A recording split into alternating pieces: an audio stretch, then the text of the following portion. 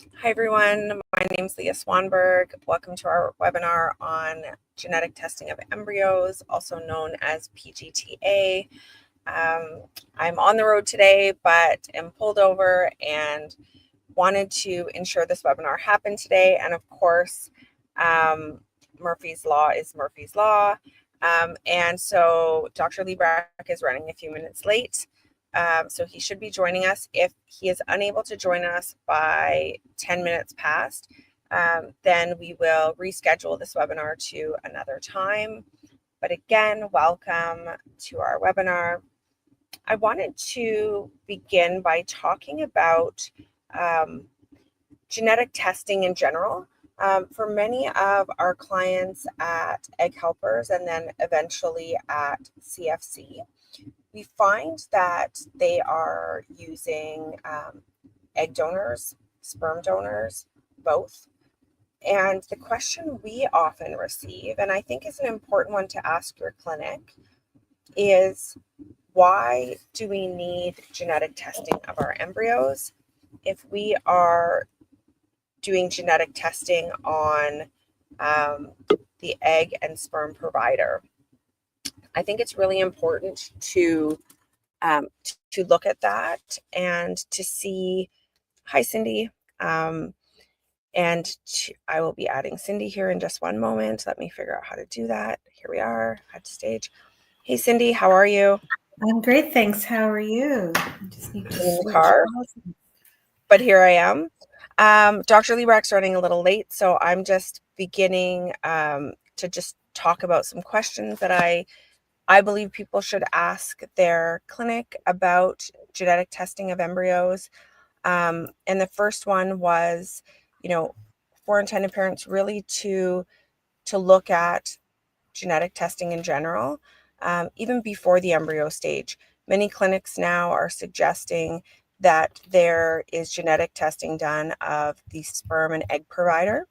And when you do that testing, you're looking for, we all have various mutations, but we're looking for, the donor egg, donor sperm, egg provider, sperm provider, to ensure that there isn't a match that could turn out to be a genetic issue for your child. And so often we get the question, well, if we've done that testing, why do we need to test the embryos? And so that's a really good question to ask your clinic. And when Dr. Librach comes on, I'm hoping that he'll be able to speak to that. And as I said at the beginning of the webinar, for those of you who have joined just a few minutes later, if he's unable to come on by 10 past, we will move the webinar until next week. But another question that I really want to suggest you ask yourselves and then your clinic is, are there genetic issues within our family that we want to ensure don't get passed down to a child? Because there are many different ways that clinics can test yourself, your partner, the embryos outside of traditional PGT-A testing. And so really getting in depth with your clinic. All clinics that do surrogacy, all large clinics, have a genetics counselor on their team. And my belief is that person should really be on your team. So asking the clinic for an appointment with this person if you do have questions or concerns around the genetics of your parents or yourselves, to really have that person as an expert in your pocket. 10 years ago, PGT-A was kind of just being talked about with egg donors and surrogacy. It was just started coming into my view, having been a surrogate 20 years ago. At that point, they transferred, for my journey, 5 embryos and just kind of hoped one would stick because they hadn't been tested. They didn't know, what was inside of the embryo. And now, there's just so much more we can know. We also hear a lot about, and I'm hoping that Dr. Librach will talk about, mosaic embryos, or if you've had genetic testing done of your embryos and it was inconclusive, what does that actually mean? And why do people need to know what it means when they're making decisions around how many embryos they have? Will they be using those embryos? Are they in a guaranteed program that requires them to use those embryos? So those are all questions we'll be covering if Dr. Librach's able to join at 10 past.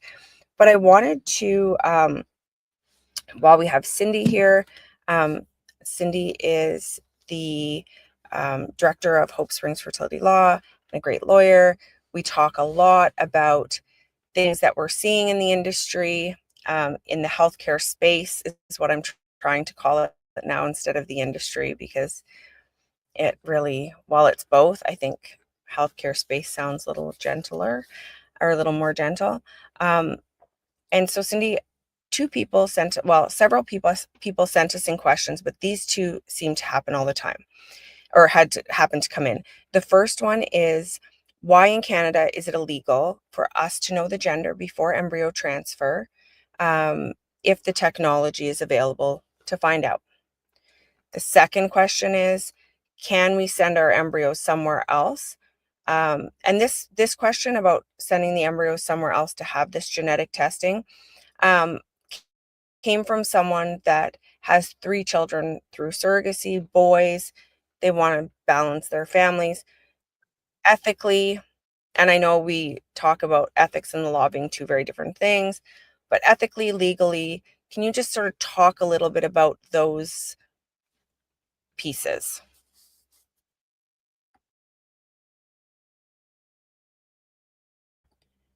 You're muted, Cindy. I'm so sorry. No Thanks problem. again for having me here, Leah. Great questions. So the first one is, why is it illegal? It's illegal because there is federal legislation, which means it's passed by the Parliament of Canada. It applies across the whole country. The name of the legislation is the Assisted Human Reproduction Act of Canada. It came into force in 2004.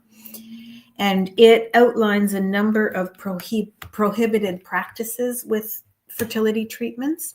And Section 5 says that no person shall knowingly, and then there's a list of things including cloning, but Part E says, knowingly for the purpose of creating a human being, perform any procedure or provide, prescribe, or administer anything that would ensure or increase the probability that an embryo will be of a particular sex, or that would identify the sex of an in vitro embryo, except to prevent, diagnose, or treat a sex-linked disorder or disease. So let's break that down, because that's a lot.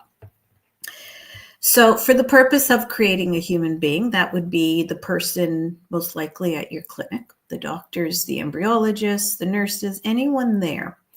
Anyone who is helping create this human being cannot perform any procedure that would ensure or increase the probability of one sex. So they can't do the sex selection. They cannot provide, prescribe, or administer anything that would do it as well. So if there's a way to create an embryo that's only one sex, they can't do that. They can't do anything that would identify the sex of the embryo, so they can't tell you what it is. Unless, of course, there is an illness. So if there is a sex-linked disorder or disease in your genetics, then absolutely. And there are some, and Dr. Librach will explain what those are. So that's some of the testing that will be done. Now, Leah was speaking about getting genetic testing done, because that's one of the things you want to know about. But when you do genetic testing, it does generally tell you what the sex is of the embryos. So the information is there. The question is, what do the people at the clinic do with that information? Are they supposed to ignore it if there's no disease linked to it? Like, what do? Well, I don't know how they completely ignore it, but they're not allowed to do anything to increase the possibility that you'll have a pregnancy with one sex or another. So they can't pick the boys or the girl embryos for you. However, this law, of course, only applies in Canada, like all of our laws, and all of this legislation only applies in Canada. And there are many countries around the world where it is not illegal to select sex, and the US is one of those places. So if people have embryos in the US and they're doing their genetic testing there, or they've made them there, they can very easily ask their clinics what the sex is of each embryo. And if they're working with a Canadian clinic and they chose to only send certain embryos, such as only male embryos or only female embryos to the clinic here is not doing anything. They're receiving a bunch of embryos and they're going to implant the best one they have. The fact that they're only female or only male is not something they did. So that's really about the only way to get around it right now. The basis behind this is one of ethics, as Leah was mentioning. The government of Canada had decided in its wisdom when this came out, over 20 years ago, that it was wrong to select a gender. And I think most of the studies back then, and for some time after that, suggested that many cultures prefer boys, male embryos, if they can, and that women were denigrated as a result. And so this was a way to prevent that type of sexual discrimination. I think we're ripe for a review of all of this legislation, and it's my plan to deal with certain other prohibitions. But I think it's time the government looked at the entire AHRA 20 years later and said, what is relevant today? Not too long ago, a couple years ago, South Africa saw a challenge to sex selection. They weren't allowed to. And the High Court in South Africa said you can no longer mandate the prohibition, so you can have sex selection in South Africa now, because they didn't see how it was still a relevant issue. And we'd need a lot of social scientists in Canada to say whether selection of male versus female is still an issue in this country, because this is where it would apply. So if you came from a culture that maybe still prefers one sex over the other, we can't really say you can't, we shouldn't be able to say, well, you can't do that in your country if we don't see it as an issue in the Canadian culture. Personally, as a woman, I'm going to go out on a limb and say we're the better sex. but I certainly understand. I have a lot of clients who prefer to have a boy. They would only relate to a boy. And it's not that they think boys are better, that girls are worse. It's about relating. I personally wanted girls, and I was lucky, that's what happened. I sort of fished my wish. But for family balancing, I can see how important it is. And I think that's a really good argument we should make to our Supreme Court, that people with 3 boys desperately wanting a girl or vice versa, what's wrong with that? They haven't shown any evidence of preferring one gender over another. So that's a long answer. No, and that's fantastic. And I guess from the legal side of things, I get it. Send the embryos and have them come back, and, all of those pieces. And I think that, as we're learning more about genetic testing and when it's appropriate, and is it appropriate when you have an egg donor and the sperm provider is young and healthy, and, is this, a cash grab? Is this a $5,000 grab? Is this an add-on that, is one of the many add-ons that, people are looking at and saying, is this necessary anymore? And with the advances with IVF and the advances with the genetic testing of the sperm and egg provider, do we need to be doing all of this? And, with clients who are accessing IVF in the US, I hear time and time again, well, we're doing PGT-A because we want to know the gender, because otherwise we have all this other information from the genetic testing of myself and of the donor, and the clinic has maybe said it's not necessary but for the fact, and so it is very interesting to look at, and you have girls and I as well. I have 5 girls, and so it is it's always a curiosity of mine if I had the option to choose. And you see gender reveals all over the internet, and you see someone, the mom excited and the dad's face drop, or the dad excited and the mom's face drop. So I think there is this bias of, if we could choose who we would we want to have a daughter or a son. And I mean, of course, like, I have 5 girls, it would be great to have a boy in our life. And now with the grandson coming, I'm getting a wish on that, kind of, I guess. So it's yeah, it's very interesting for sure. It looks like Dr. Librach is not going to be able to join us, so we're going to reschedule this webinar, but we are going to leave Cindy's piece on here snipped so that people have access to this. All of you that are watching and all of you that registered will have this, and then we'll schedule the webinar for um, as soon as we can on a Sunday. We'll get that together. And thank you, everyone. I apologize. He had an emergency come up, and so we will get back to this webinar very soon. And thank you, Cindy, for joining us, and happy birthday. Thank you. Thank you so much. It's been a great day. Yes. Can I just add one more thing, if anyone's still here? There has been studies done. Here. Okay, there have been studies done on abortion for sex gender selection. As people may know, abortion is fully legal in Canada, and they've looked to see whether people in certain cultures actually will go so far as to abort one gender over another purposely, because of that cultural issue. And they have found there isn't.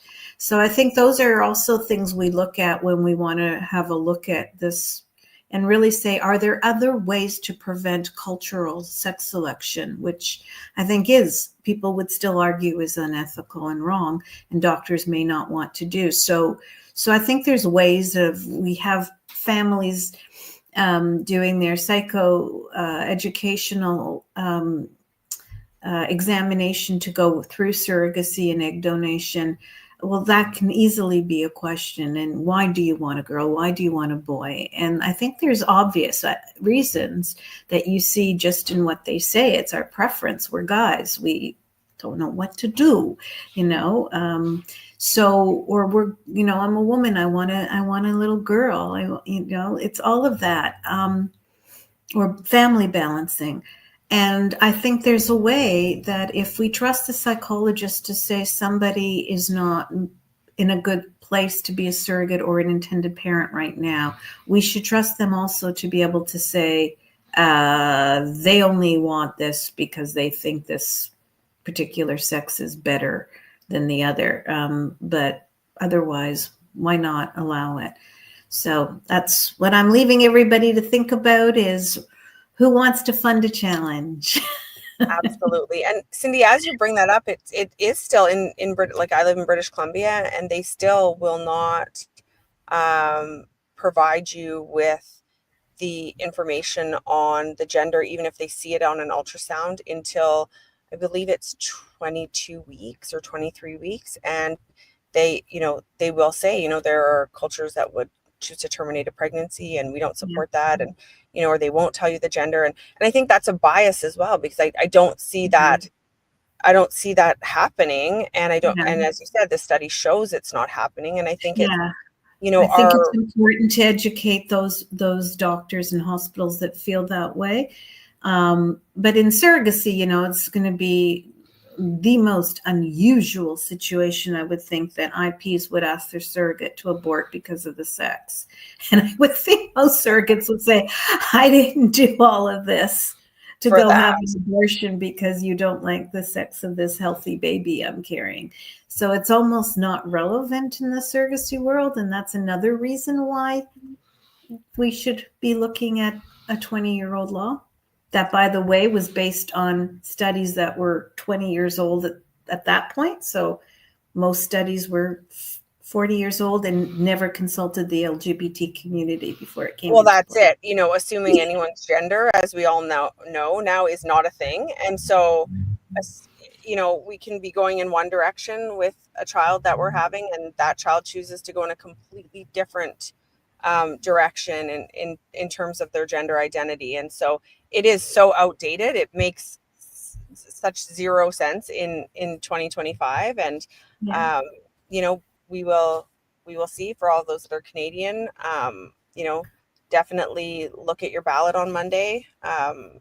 You know, and align that with your views around family building, because I think it is really important that women have access to reproductive health care. And you know, Never 51, Canada strong, and elbows up tomorrow, folks. yeah, we are ready for tomorrow, that's for sure.